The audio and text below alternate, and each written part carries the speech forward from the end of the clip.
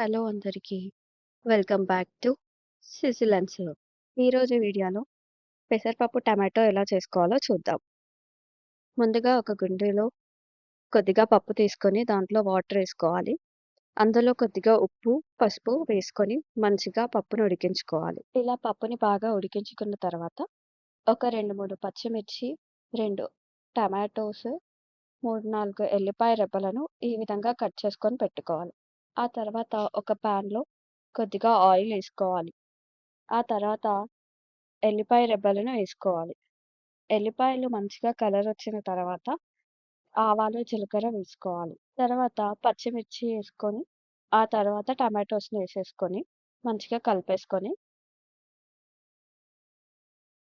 కొద్దిగా అల్లం వెల్లుల్లి పేస్ట్‌ని వేసుకోవాలి.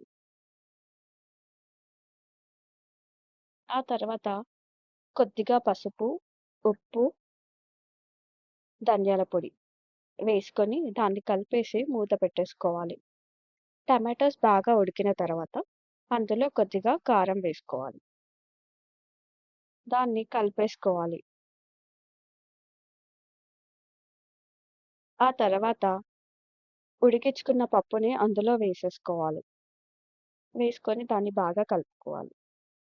తర్వాత దానికి కావాల్సినన్ని వాటరేసుకొని, కలుపుకొని మూత పెట్టేసుకోవాలి. ఇలా పప్పు మంచిగా ఉడికిన తర్వాత పైన నుండి కొద్దిగా కొత్తిమీర యాడ్ చేసేసుకొని సర్వ్ చేసేసుకోవాలి. అంతే. ఈజీగా అయిపోయే టమాటో పప్పు రెడీ.